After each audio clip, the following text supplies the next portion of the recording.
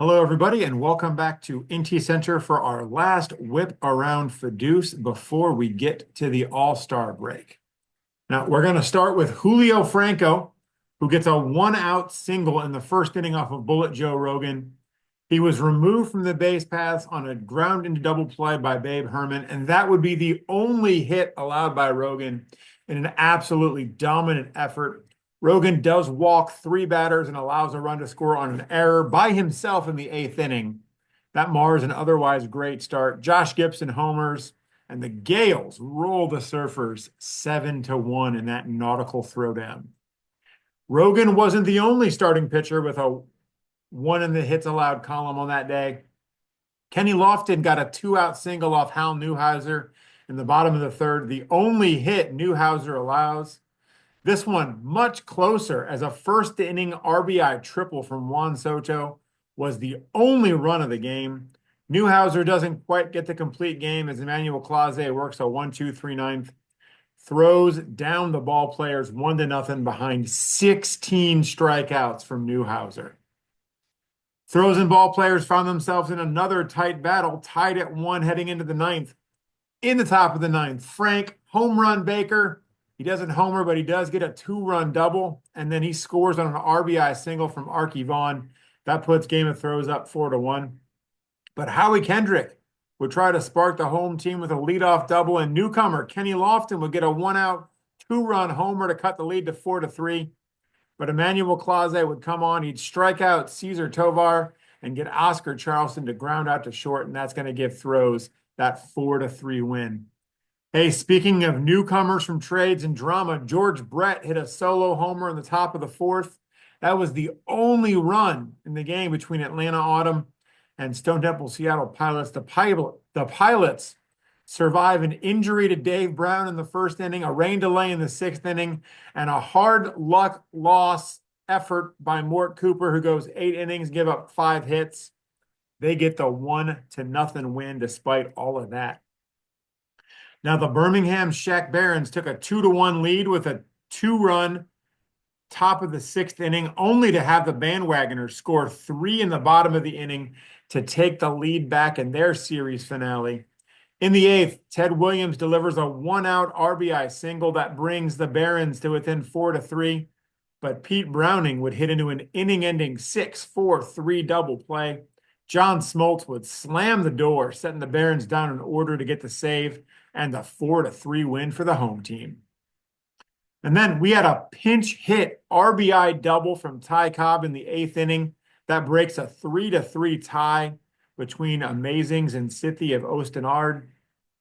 Edwin Diaz strikes out Ben Zobrist to slam the door emphatically. Amazings avoid the sweep, and they get the win 4-3.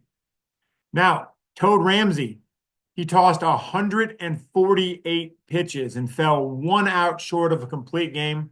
I guess, going into 150 pitches was just too much for Magnum PI. But in giving up just 1 run on 4 hits, he helped the Stone Temple Seattle Pilots to their 10th win in a row, this one coming 4-1 over Sithy. Let's Play 2. They got a 2-out RBI double from Billy Williams in the bottom of the eighth inning to tie it up at 5 against brand new ball players. And then on the very first pitch at the bottom of the ninth, Ryan Sandberg ends it. He hits a walk-off homer to center, 410 feet, way out of here. That's a 6-5 win for Let's Play 2. Jimmy Fox had 3 hits. 2 of them went over the fence. He drove in 5 runs as the Demon Bags took down the Surfers 11-7. And then Sithy's offense did pretty much the opposite of what Jimmy Fox did.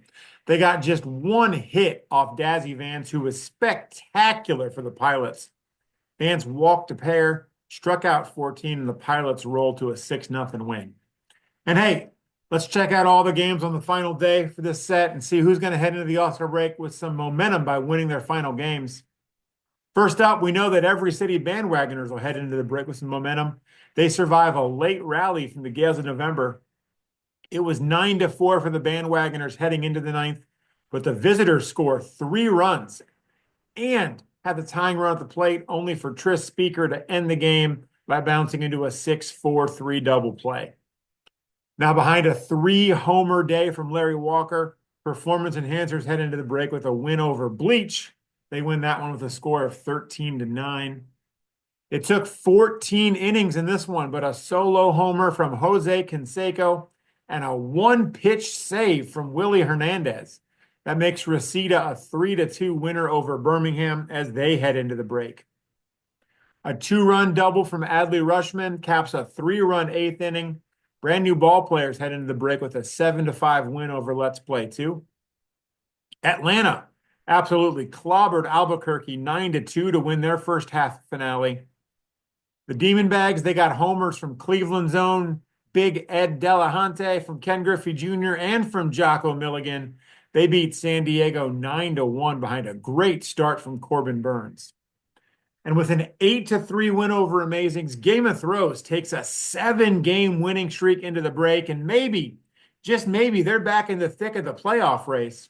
This one comes thanks to a 5-run eighth inning, and that comes thanks to a tremendous meltdown and a shitting of the pants by Brad Lidge. Lidge gives up 5 runs on 1 hit and retires just 2 batters. But by far, the most momentum heading into the break belongs to the league-leading Stone Temple Seattle Pilots. They've now won 12 in a row. This one comes at the expense of a hard luck loss by Scythie starter J.R. Richard. He gives up 1 run on 3 hits and takes the loss. And that's because Jesse Tannehill and Van Mungo, they scattered 8 hits but kept Scythie off the board. The only run scored in that game was a Cal McVay solo homer in the 5th. The Pilots win it again, 1-0. That'll do it for the first half of the season, and that'll do it for this week on IntyCenter. We'll catch you next time for another whip around FODEUSS.